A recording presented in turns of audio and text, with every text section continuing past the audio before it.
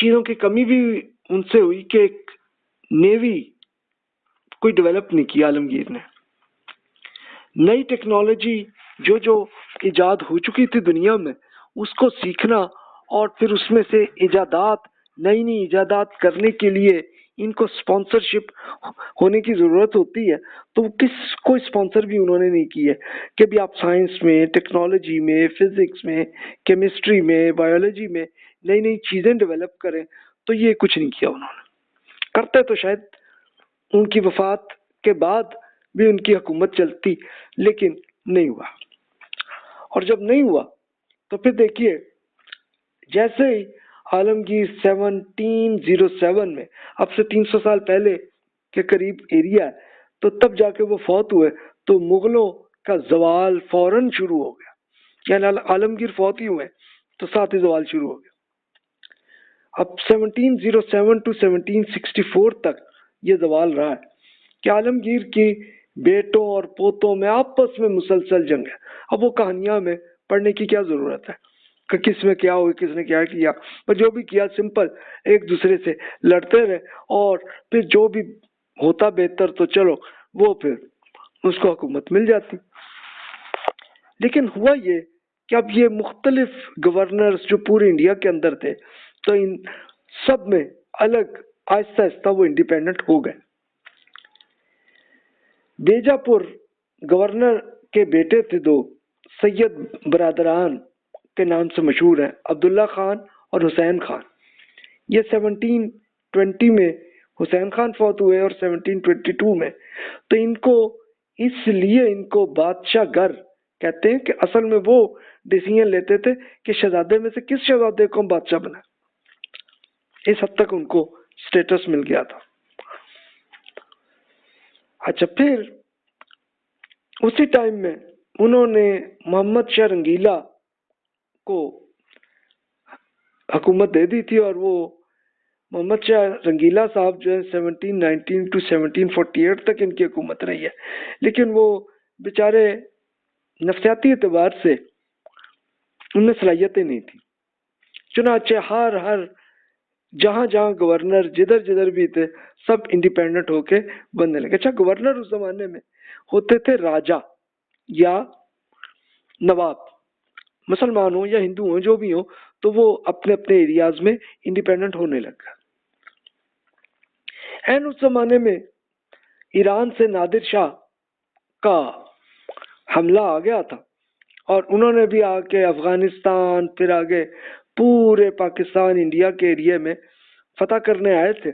भी फतह कर लिया तो चलो नादिर शाह साहब भी हुकूमत चला लेते, लेकिन मोहम्मद शाह रंगीला ने अपने बड़ी आजिज़ी से टोपी पाँव में रखकर नादिर शाह से दरखास्त की थी कि भाई अब हमारी हुकूमत को चलने दो। नादिर शाह फिर हंस पड़ा कि चलो ठीक है भाई कर दो। फिर नादिर शाह वापस ईरान चलेगा। अभी थोड़ी देर पहले जब हम मरहट्टों की बात कर रहे थे, तो उन्होंने ये शिवाजी महाराज 1674 में वो फौत हुए थे, उन्होंने बगावत शुरू की थी, तो खैर कामयाब नहीं हुई। लेकिन उसके बाद मुसलसल 1818 तक, ये आप देखें येलो कलर जो ईरान जो सॉरी इंडिया का पूरा ये जो येलो कलर में आपको आ रहा है यहाँ तक, फिर ये पूरी बगावतें मराठों की, और आहिस्ता आहिस्ता कुछ एरियाज में इन्होंने हुकूमतें भी बना ली। ये एरिया ये जो येलो कलर का है पूरे इंडिया के अंदर। एंड उस जमाने में ये हुआ कि अब दिल्ली में बहुत ये ताचा मरहट्टे हजरात तो यही करते थे कि एक बहुत सा बड़ी सी तलवार या उस टाइप के कोई बड़ी सी छुरी जो है वो पकड़ ली, और रास्ते में जो भी मिले उसको पकड़ के मारो। स्टाइल उनका ये था कि चलो इस तरह से, ये एक तरह का आप कह लेंगे उस जमाने की दहशतगर्दी ऐसे चलती थी, वो कर रहे थे। तो अब दिल्ली में बहुत ही आ गया था मामला। जब मोहम्मद शाह रंगीला की हुकूमत चल रही थी तो कमजोर हुकूमत थी, और वहां पे पुलिस भी कुछ नहीं कर पाती थी, मिलिट्री भी कुछ नहीं कर पाती थी। तो उस वक्त फिर जो दिल्ली के मेन बड़े स्कॉलर शाह वलीउल्लाह साहब हैं, उन्होंने फिर ये अहमद शाह अब्दाली کو خط لکھا کہ بھائی آپ یہ ہیلپ کریں، یہ مسئلے کو حل کریں. تو پھر احمد شاہ ابدالی یہ گورنر تھے نادر شاہ کے، تو احمد شاہ ابدالی آئے افغانستان سے، اور پھر یہ پانی پت کی تیسری جنگ جسے کہتے ہیں 1761 میں، اور انہوں نے مرہٹہ پوری تحریک کا بہت کمزور کر دیا تھا. ان کی بڑی تعداد اس میں احمد شاہ ابدالی کے آتا ہے. لیکن احمد شاہ ابدالی اب وہ خود حکومت بنا لیتے اپنی، لیکن نہیں کیا، اور وہ واپس افغانستان چلے گا. تو یہ ہوا معاملہ. تب ایکچولی وہ ہوا کہ نواب اور راجہ کی آزاد حکومتیں بن گئی پورے انڈیا کے اندر اور پاکستان کے ایریا میں بھی. یعنی جو جس نواب کو جتنا ایریا حکومت نے دیا ہوا تھا تو وہ خود اس کے انڈیپینڈنٹ بننے لگے. اس کے بعد پھر رزلٹ ہونا تھا، اور وہ ہوا کہ برائے نام اقتدار کا دور جسے میں کہہ رہا ہوں 1764 to 1857 تک. یعنی ہوا کیا کہ انگریزوں کی پہلی حکومت بنی. یعنی اصل میں اب یہ دیکھیے آپ کے سامنے سمندر کے ساتھ ساتھ کس کس ایریا میں یورپ کی کس کس پاور کہاں کہاں موجود تھی. پہلے تو وہ بزنس کے لیے آئے تھے، لیکن بزنس کے ساتھ جب حکومتیں کمزور ہوئیں تو انہوں نے کہا کہ بھی ہمیں تو اپنی سیکیورٹی کی ضرورت ہے، تو اپنی ملٹری کو بھی لے آتے تھے. وہی اب وہ آ جانا انہوں نے اور کر لینا اپنا ایریا. آل انڈیا کمپنی انگریزوں کی تھی مین، اس طرح فرانس والوں کی اپنی تھی، پھر اسی طرح ڈچ لوگوں کی اپنی تھی. جس کو جہاں جہاں طاقت ملے وہاں وہ انہیں جو چھوٹی چھوٹی ریاستیں بنی ہوئی تھی تو اس میں جا کے وہ ہوئے. تو اب انگریزوں کے لیے پہلی حکومت صحیح ایک لیگل حکومت جس کو آپ کہیں گے وہ کلکتہ میں بنی. کہ کلکتہ جو ہے بنگال کا حصہ اور آج کل انڈین بنگال کے اندر ہے میں. تو انہوں نے یہ کیا کہ وہاں کے نواب سراج الدولہ کے ساتھ جنگ ہوئی تھی 1757 میں، یہ وہ شکست ہوئی اور انگریزوں کی حکومت بنی. اب اس کے بعد انہوں نے یہ کیا کہ ایک گورنر بنا دیا ایک میر قاسم صاحب کو. میر قاسم صاحب پہ یہی کہا جاتا ہے کہ جناب یہی اصل جنرل تھے سراج الدولہ کے، لیکن انہوں نے انگریزوں کے ساتھ تعلق کر لیا تھا تو اس لیے ان کو گورنر بنا دیا. پھر ذرا وہ خود انڈیپینڈنٹ بنے میر قاسم صاحب تو ان کو انگریزوں نے ہٹا دیا 1764 میں. تو یوں کہہ لیں کہ پورا بنگال کے اندر انگریزوں کی حکومت 1764 میں بنی ہے. میں نے اس لیے اس ٹائم کو یہاں سے نوٹ کیا. اس کے بعد پھر اب انہوں نے کہا کہ آگے چلتے ہیں. بھی آگے چلے، جس نواب راجہ جو بھی باج گزار بنے، جو سرنڈر کرتے رہے، کوئی جنگیں نہیں ہوئی، اور اس طرح سے انگریزوں کی آہستہ آہستہ انڈیا کے اندر حکومت بننے لگی. صرف ایک ایریا تھا کرناٹک کا. یہ کرناٹک کا ایریا یہ ساؤتھ میں دیکھیے یہ ایریا تھا. یہاں کے راجہ ایک ہندو تھے، تو انہی کی ملٹری میں حیدر علی تھے، اور حیدر علی صاحب نے بہت اچھی طرح سے ان کی سیکیورٹی کو بڑا اچھا مینیج کیا تھا. تو انہوں نے اپنی بیٹی کی شادی حیدر علی سے کی، اور حیدر علی کو پھر بادشاہ بھی بنا دیا اپنے کرناٹک کا. تو حیدر علی ملٹری کے بہت اچھے ڈیولپڈ تھے. 1761 to 1782 تک ان کی حکومت رہی ہے. اب انگریزوں نے کئی بار ہوئی جنگ، لیکن حیدر علی ہی جیتے اس میں. اس کے بعد حیدر علی فوت ہوئے 1782 میں، تو ان کے بیٹے ٹیپو سلطان بنے 1782 to 1799 تک. لیکن اب ہوا یہ کہ کئی مرتبہ ان کی انگریزوں کے ساتھ جنگیں ہوئی، اور لیکن ٹیپو سلطان اس میں کامیاب نہیں ہو سکے.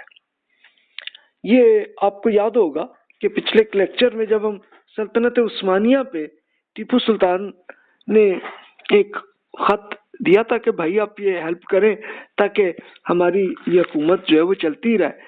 تو لیکن اس زمانے میں سلطنت عثمانیہ بھی خود کمزور ہو چکی ہوئی تھی، تو وہ بھی اس زمانے میں کوئی ہیلپ نہیں کر سکے ان کی.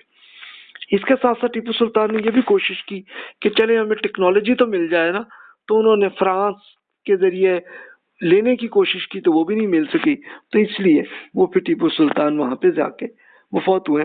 تو عموماً ہمارے یہاں ٹیپو سلطان زیادہ مشہور ہوئے، لیکن اصل کامیاب ان کے والد حیدر علی جو ہے وہ رہے۔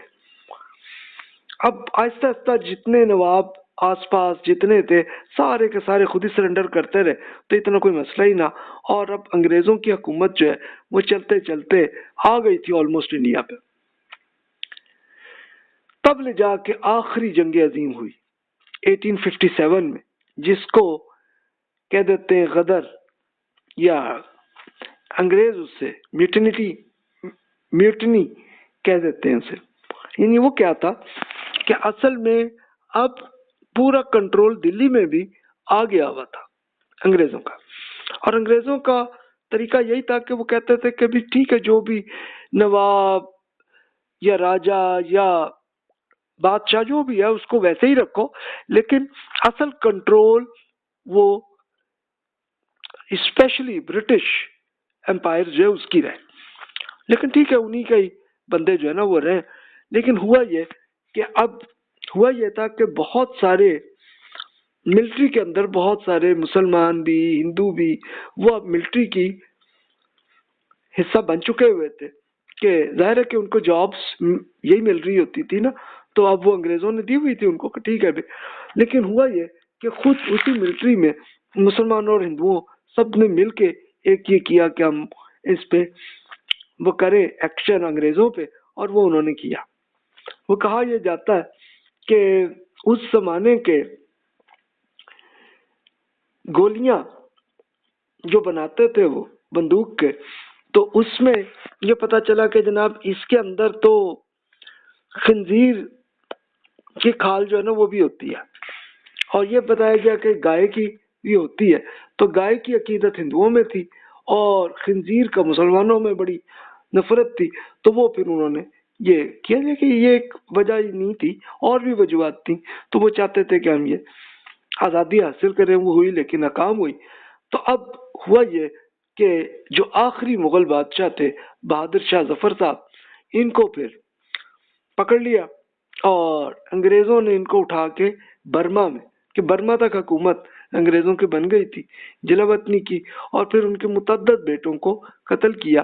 اچھا، قتل اسی وجہ سے کیا ہوگا کہ ہو سکتا ہے کہ یہ موٹیویشن بہادر شاہ ظفر صاحب کے بیٹوں نے یہ کیا ہوگا کہ بھی تاکہ تم کرو یہ جنگ۔